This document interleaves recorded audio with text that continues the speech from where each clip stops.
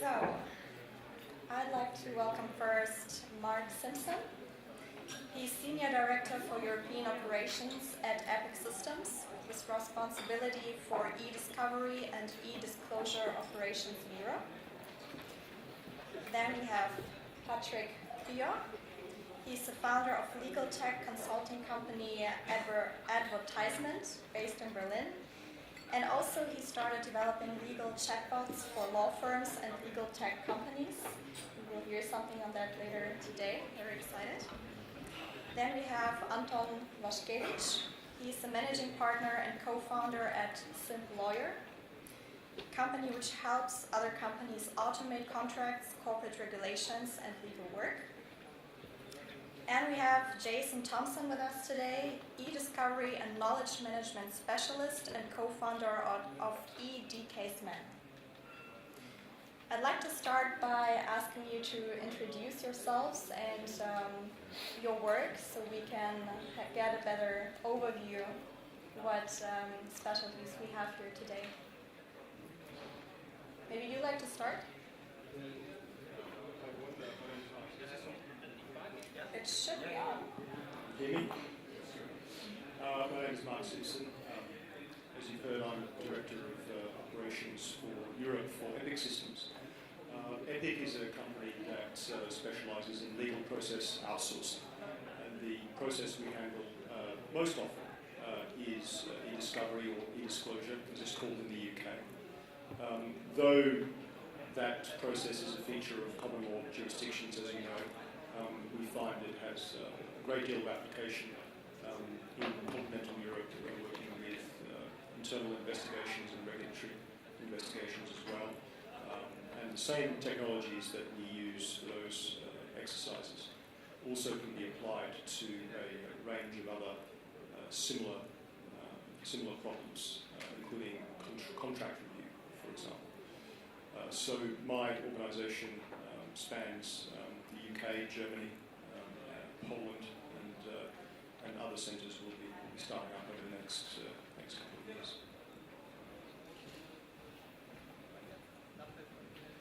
Okay, I'm Anton Waszkiewicz, the managing partner of SimpLawyer.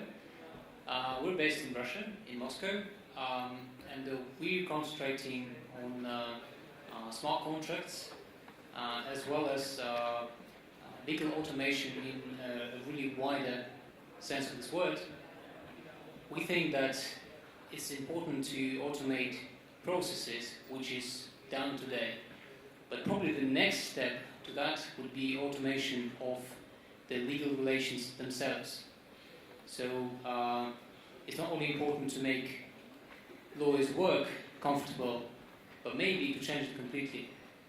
So maybe we need to focus on contracts and laws and corporate relations working on their own. So we've done a few projects where we automated some supply contracts and a part of a tax code for the Russian Federation. So a piece of legislation and piece of contract work, they interact, they influence one another, and this actually gives a whole new, I think, opportunity for businesses, for in-house lawyers, as well as for consultants to add more value to build a sustainable business. Meaning that there's a chance to make legal relations more, let's say, more predictable and more under control. So that's the thing we're doing. We're working with legal departments. We're working with state authorities as well to look at the new ways to make laws and to implement them.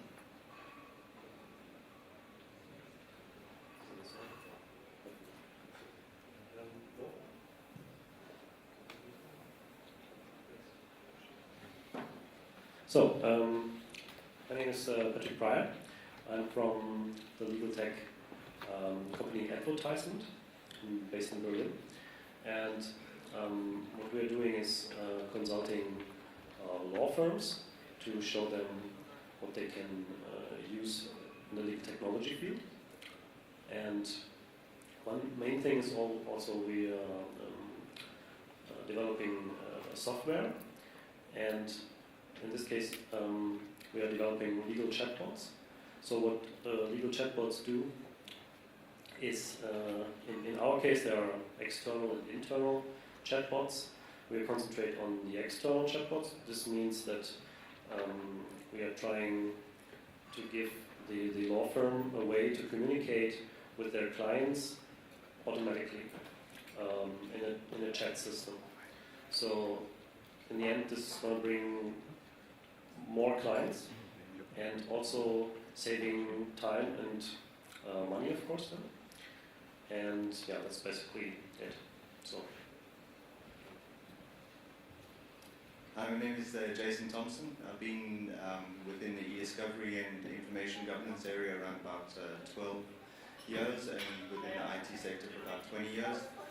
I had a lot of pain in the area of connecting legal to IT over the years, and trying to translate from a legal point of view what is being asked for when looking at evidence and gathering of evidence in different places. In the light of this, we created Bright, which is our company based out of Switzerland, with Swiss-made software, and we run a product called ED CaseMan, which is e-discovery case management.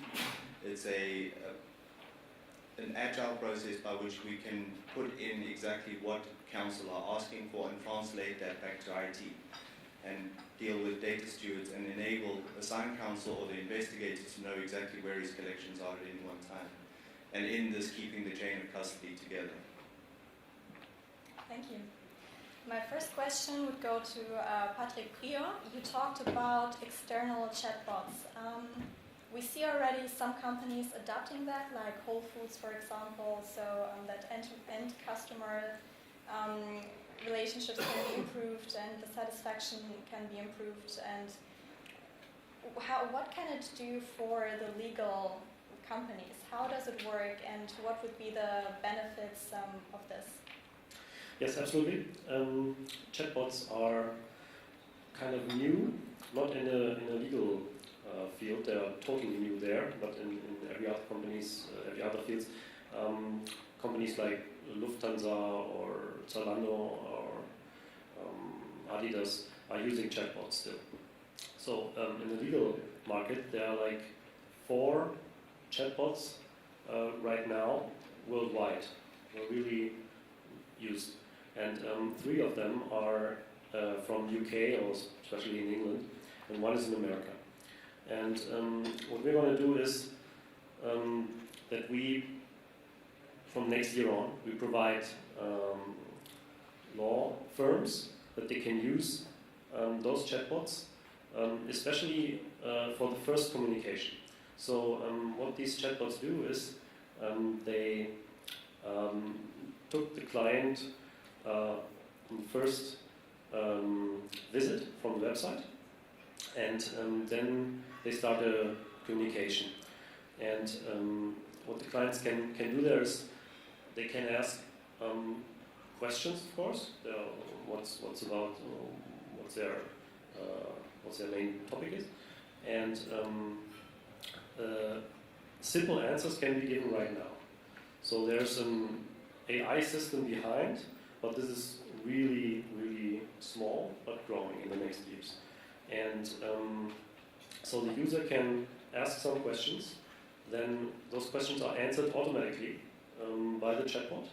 And the main thing about it is today that he's going to ask more to give the first data for a case. So he can upload informations, and it's been asked for like just normal data like name and like personal data, whatever is used for the special case. And this is going to save, of course, much time, because normally this does the lawyer or paralegal or secretary. This is not needed anymore. And I say this is going to be in the next 5 or 10 years. I would suggest that lots of law firms will use that for the first communication. Another question to that, how easy is it for a company to implement these chatbots?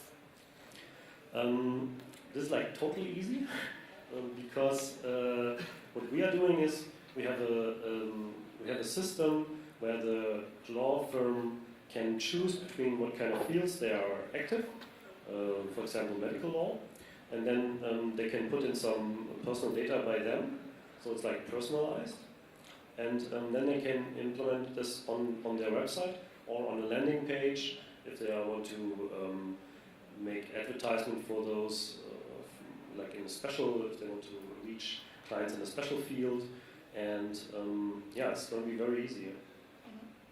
Interesting, thank you. My next question goes to Mr. Thompson.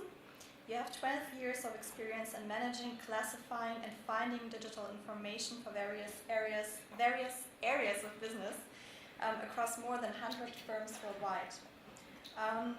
And the industries you have been involved with are pharma, banking, construction, foods, and many more. And you say that e-discovery is not just for legal cases, but happens every day. Could you give some examples on where we find this already, and maybe to learn something from other industries? Yeah, so e-discovery, I always say, is not part of necessarily a legal case. E-discovery is a request for information.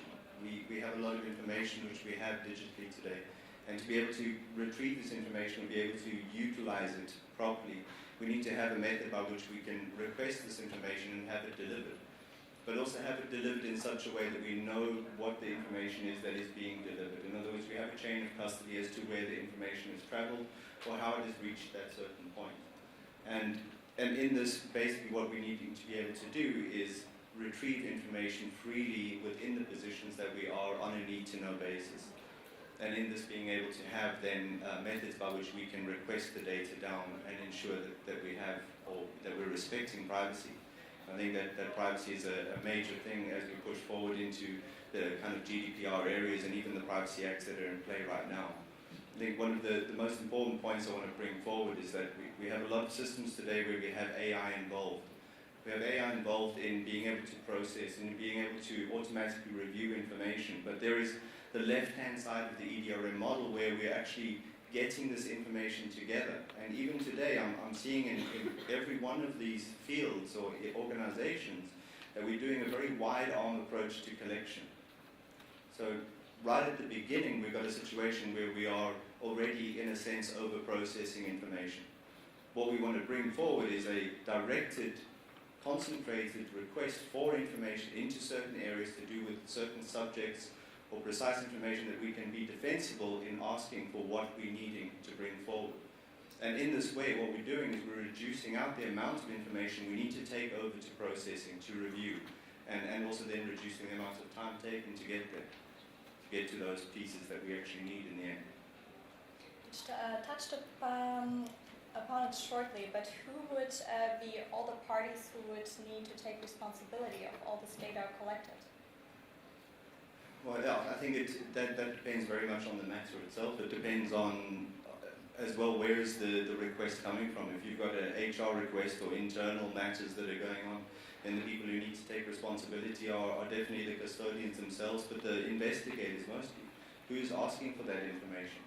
And it's very important that from a legal aspect that realization comes that you can't just ask for everything to do with a person over a period of time, but that these things are much more concentrated down to what it is. So I would say, as a responsibility, definitely down to the person who's asking for information across an organizational field. Mm-hmm. Thank you. Next question goes to Mark Simpson. The company you work for, Epic, is a legal process outsourcing firm and the world's largest e-discovery service provider. Can you demonstrate what Epic is doing to improve automation, to manage costs for clients, and maximize value of human expertise? So, well, I mean, the very essence of e-disclosure and e-discovery is about maximising the productivity of the human agent. Back when I started practicing law 26 years ago, which makes me feel terribly old, we exchanged all of our correspondence in written form. Now, of course, that same correspondence is transmitted electronically and it multiplies. And not only does it multiply, but other forms of communication, such as social media, audio, video, and GPS information, to name some, are now available. Now, if we required humans to review all of that information, the costs would be far more astronomical than they already are. And e-discovery is already the single largest cost associated with most major litigation. So the whole purpose of e-discovery is about increasing the ability of the human expert to analyse information by removing that which is not relevant, by removing that which is duplicative, and by helping to analyse what is there in order to focus the attention of the human reviewer on what is most relevant to the matter at hand. So in this sense, what EPIC is doing, and indeed what other vendors of this type of service do, is use technology that assists with the analysis of the information. So automation comes into play both in an older sense, in that by processing data and you extract the metadata in an automated fashion. Metadata is fielded, which means you can extract very useful information about the information by putting it through that processing activity and by detecting duplicates and near duplicates and so on. But what you're really doing is reducing the size and the volume of the overall body of content down to a level where more sophisticated tools can then be applied. And we start looking at some of the technologies that we are really thinking of when we talk about artificial intelligence. Some of the technology that enables you to understand sentiment, to look at what the content actually means, to cluster or group content together in a way that enables the reviewer to focus their attention on the material that is most likely to be relevant to the matter at hand. So, obviously, I would say EPIC does a very good job of that. We're certainly not the only vendor out there doing this. This is really what e-discovery is these days. Mm-hmm. Thank you. Can you also give some information on what will happen to the demand of human expertise when AI is stepping up its game? I think what we see currently in the common law jurisdictions is that it is now a matter for procedural rules that the human expert, in this case the lawyer, is required to have a certain level of expertise around legal technology, the kind of technology applied in e-discovery processes. It is not acceptable for lawyers operating in such jurisdictions to not have a sufficient understanding of how the technology works and how to apply it. What we've seen is e-discovery emerging not just as a technical area, but as an area of law. There is a growing body of jurisprudence and supportive legislation around how e-discovery works, how it is to be managed in the context not only of litigation but regulatory investigations. And so to that end, what we're seeing is e-discovery emerging as just another area of expertise and often specialism for lawyers.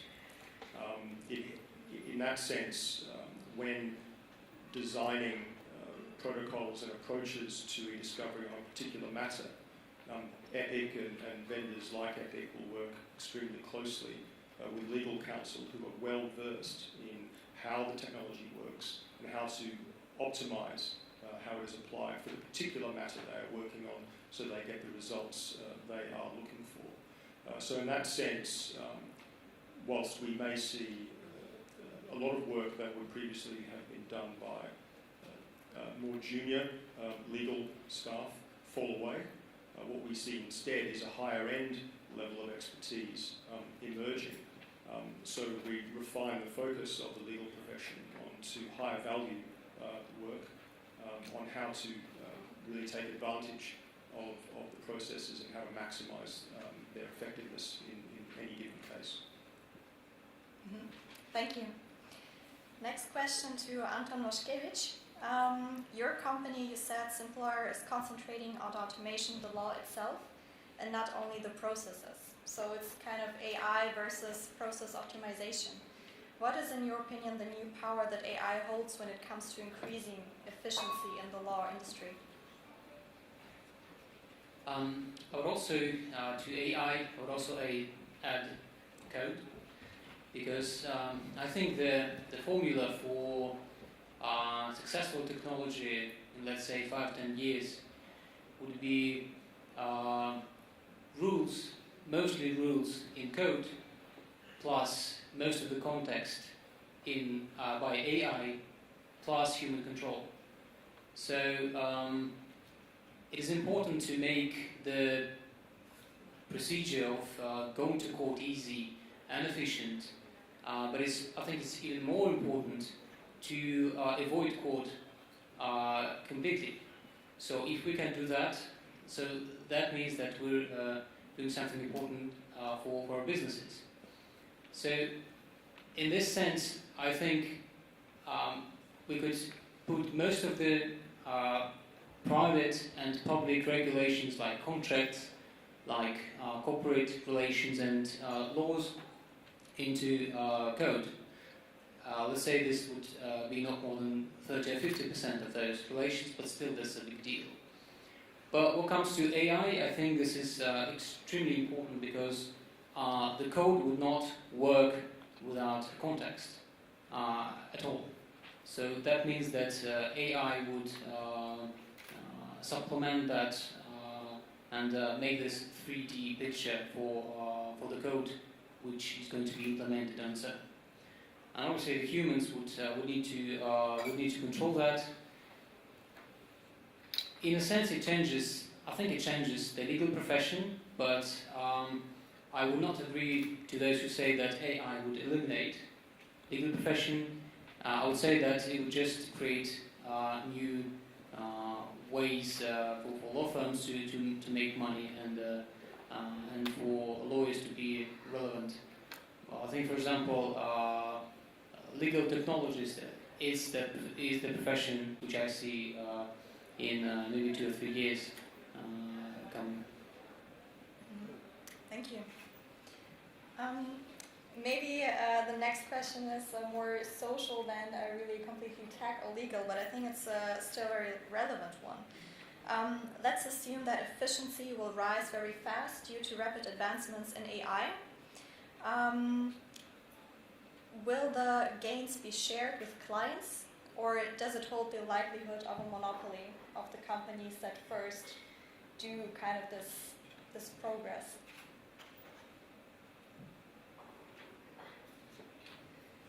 The gains will certainly be shared with clients, and there certainly will not be a monopoly. We already have an exploding market of providers of these sorts of solutions. As the previous speaker noted, there are a multiplicity of highly specialized, narrow artificial intelligence engines out there that can be applied to different scenarios. There are many vendors of e-discovery solutions, just to name one automatable legal process.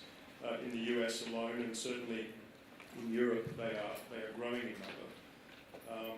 In terms of the benefits for the client, it's already clear, I think, that were human agents to be used exclusively for these sorts of processes, the costs would be astronomical.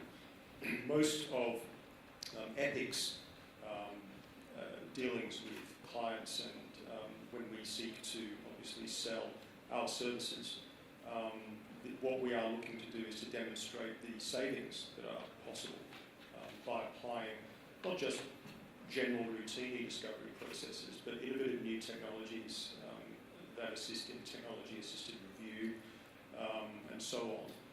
So we're always looking at how to take advantage of technological opportunities that are out there to reduce costs. We have the ability to model so that we can demonstrate how costs can be improved based on existing case studies. And these benefits are normally not just something that we would sell to the law firm that we work with, but we also sell to the end client. And I'm sure all other vendors are operating in the same way. it really is about driving down the overall costs and increasing the overall speed, efficiency, and effectiveness of the process. Sure. Does that work? So, yeah.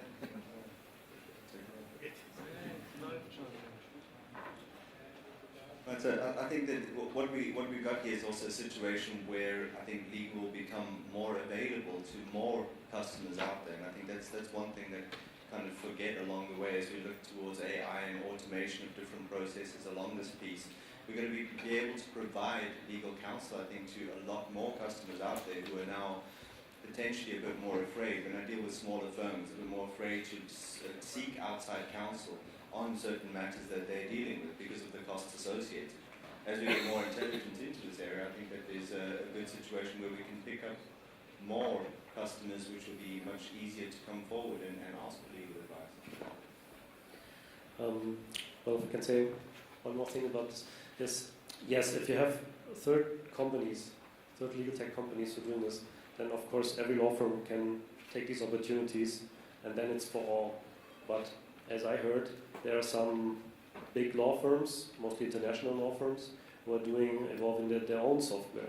And if they have it like in mostly in a tiny niche, then I think this could be an advantage for them.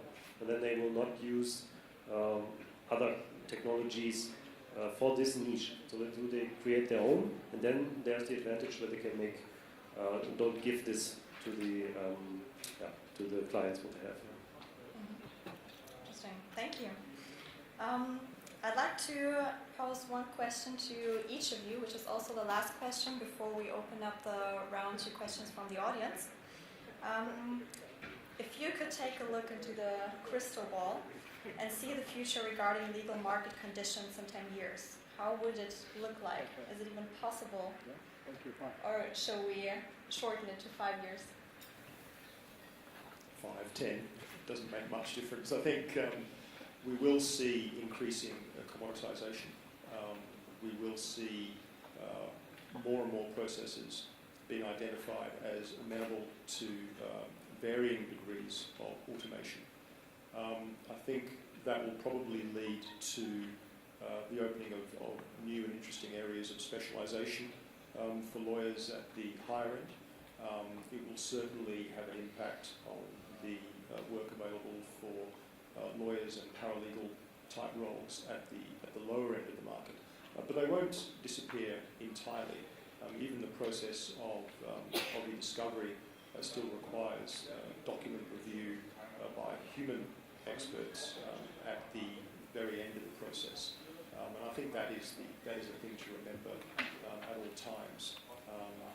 It will change the complexion of the market. Certain types of services will become cheaper, but other opportunities will arise. I would agree about commoditization, and I also think there's a clear trend already here that in addition to services, law firms tend to do products. So I think it will be very common to see R&D departments in most of big law firms, and the smaller law firms would have a chance to make smaller startup products which are either going to be bought by some major law firms or most likely by somebody else. I think one of the biggest legal tech players in 10 years could be not Freshfields or the Big Four. They could be Apple, Google, and Amazon. So I think these are the guys that we should be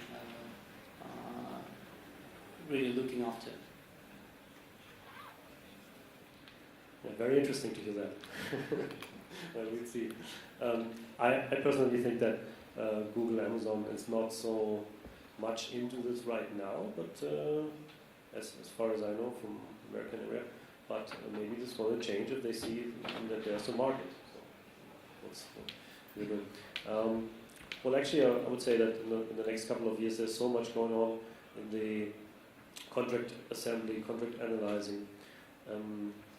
like what I do in the communication. So I can only say that there's lots of changing, and no one really knows how this will work out, and if there are so many lawyers anymore, if there are so many law firms anymore. It's like you say, it's in the crystal ball. No one really can say this. I think that over the next couple of years, the driving force to be able to get to information, our ability to find evidence faster, our ability to utilize the knowledge that we have is going to grow. This is going to be a huge impact, I think, on everybody. It doesn't matter which industry you're in. Because by having our filing systems back again that we had pre-computers, the ability to move up to something, request data, and be able to pull that information out in a trustful way that you know that you're getting your hands on most of the data that's relevant. As we move forward, we have a lot more indexing systems which are only used for matters themselves. I see over the next 5-10 years, this is going to be much more prevalent over the full range of information that organizations have. And hopefully with this, I can just hope that we still continue to keep our eyes on privacy and ensure that we're keeping secure people's information through these mindsets as we move forward. But definitely the availability of data, this is going to grow in leaps and bounds. Thank you. Do you have maybe one last appel you have to the audience, like 1 or 2 sentences, what to do for the people in the audience? It's very brief in 1 or 2 sentences, but maybe. I think what to do is just, I would put out to every lawyer out there, the one thing that I always come down to when we're looking for stuff is try not to ask for everything, because asking for everything is just going to delay your own decisions as you move forward. By being much more precise and involving IT a lot more, who have their hands on technologies that they can gain this information at a much faster rate to do things like early data assessment, early case assessment. This is key, and I would like to see much more precise questions asked when asking for information. I would say if I would have an advice, then I would say just look at every company who's on the market right now, and it's growing, of course, very much. And just take a look at these companies that are there and find out what everyone is doing. Really, really every company. And I mean, it's like in every market, 70, 60%, whatever, will not be there in 5 years, but others will be. And if you are dealing with them right now, this is the best advice, I think. Well, I think we can make the difference by trying to avoid conflicts, and not by making them more efficient, but trying to avoid them at all, and by also trying to avoid shocks for business. So I would put this as a meta aim for all of us, and we just will give so much value to businesses if we could achieve that, either by code, as we think, or maybe with AI, maybe some other way. But I truly think we need to try to think our goal and our profession. For those of you who have in-house legal roles, I would say that by far the most important thing you can do is focus on information governance. It will reduce your risk and it will greatly reduce your costs downstream. And for those who are in private practice, I would say understand this technology and the opportunities that are available to you, because they will offer competitive advantages, and you will need to understand how they work in order to determine if they are appropriate for you. Don't allow anyone that you're working with to act as a black box. Having some level of understanding of what's involved will enable you to make rational decisions. Thank you very much. I'd like to open questions to the audience. Yes, please. Tobias Wickler from Schiermeier Rechtsanwälte based in Frankfurt. She's a medium-sized firm, and I'm wondering, when we're talking about winning and losing margin game, what do you think about the right strategies for medium-sized, small-sized law firms in dealing with digitalization? Because it tends to course, it tends to give an advantage to big players who just can cut costs more easily and have more cases to apply the digitalization to. What's the right strategy for a medium-sized player? Where to start in dealing with digitalization? I'll take that one. I think that the small and medium firms, we're starting to see a lot more interest come up from them as well. And I think that software as a service that we've had in IT for a long time, this is going to serve a big purpose. I see a lot of the processing players, let's say processing review engines, are having this kind of mindset come forward more. I think that as technology as it advances, it becomes available to more and more people. And I think this is the one hope that I would have as well down to small, medium firms, that you would have the ability to, in fairness, be able to have access to these systems as well. I think within Europe it's going to be a bit more complex in the fact that we don't have an open cloud-based system where you can just grab something and use it straight away. But I think that these things are coming, and I think that more secure cloud closer to our organizations are coming potentially. And even if it's inside the organization, the ability for us to have computers powerful enough for these pieces to run internally for certain periods of time is very important. One of the pieces that we're bringing forward right now is like an insurance policy for small, medium customers, where we're partnering with small and medium law firms to help those situations out. So you go into an insurance policy, you pay X amount per year, and if you move into a discovery case or need counsel in one point or another, you've got basically a big red button you can push, and that will kick off the process into any of these areas, thereby calling your local law firms together to be able to give these advices forward. That's a good question. It's a cloud working solution for lawyers. Yeah, I would say in the end, yeah, exactly. I think also smaller firms could focus on products. This again, this changes economy of the company, because services, whatever efficient they are, you still need to spend time, and every next unit costs the same as the previous one. So every hour that you bill, it more or less costs the same as the previous one. But if you do some R&D, you have the investments in the very beginning, but then it starts to really pay off, and the next unit really costs less and less. So this is probably one thing, products. Another thing, when you don't need to worry about margins for a bit of time, is doing something new. So probably some really focused work on again, new things like telemedicine, like smart contracting, like blockchain, and all these kind of things.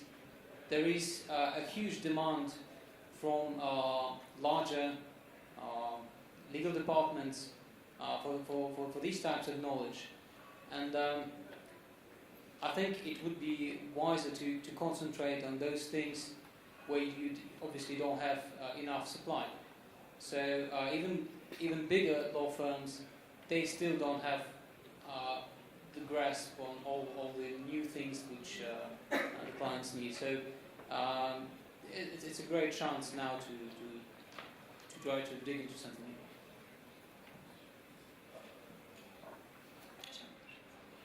Jason, to see my name, question to Mr. Pryor, or maybe a bundled question. I was very intrigued by the whole the whole chat pod. And as a freshly brewed colleague, I look for innovation, and I actually know this kind of service through Berlin, where you just go online, you have a problem, and there's someone waiting to chat with you and resolve your problem very quickly. So my question is, do we have the human factor, or do we have a kind of Siri function where she, or the program, catches keywords like the rent, and something went wrong, and I want to lower Minderung, Miete, and so on and so forth. So is it a person behind that? standing by or not? When do I actually start charging for that? Because there's always a follow-up question. So, can I do it? Yes. So, how? And what do I have to do? And all those things. So, just enlighten me, just go deeper in that subject. Yeah, to make this, it's very complicated to to tell all about it. But as I understand, so you have a system behind that, which is recognizing the language and what you write. And the main thing is that it's not just as simple that you have in a word and recognize the word and gives an answer, but the intelligence behind this is that first of all it understands whole sentences and the meaning of that, and also it's like that it understands what you said like 3 sentences before, and this is the main criteria. So this is some say it's artificial intelligence. I wouldn't go so far. It has to do with machine learning in combination with big data. If you have like contracts, thousands of contracts behind that, then the software could also search through that and give an answer to those contracts. But then you need lots of data. Maybe this is what he meant when he said it's going to be more like Google, Amazon, and whoever, and not a law firm. I can just only say one thing at last is, can you use this technology right now? This is, I think, for a small law firm even. Yeah? And I would say yes, you can. There are some software companies, mostly in America. Of course, they are not so far in this technique. So you have to kind of programming. It's not a code, but it's like that you tell them what to do when, and so on. So you need to be a lawyer to do this. A programmer can't do this because he doesn't understand the law system and then the answers to questions. But the main thing why I do it in my company is that all those companies are based in America, and they are on Facebook chat system, on WhatsApp chat system, and I personally say I wouldn't suggest a law company to use a chat system that runs on Facebook or that runs on WhatsApp, because all the data is also there for them. And maybe this gets more into a step that one day Facebook will do this, and not a lawyer. But hopefully it's not like this. Okay, then thank you very much for being with us.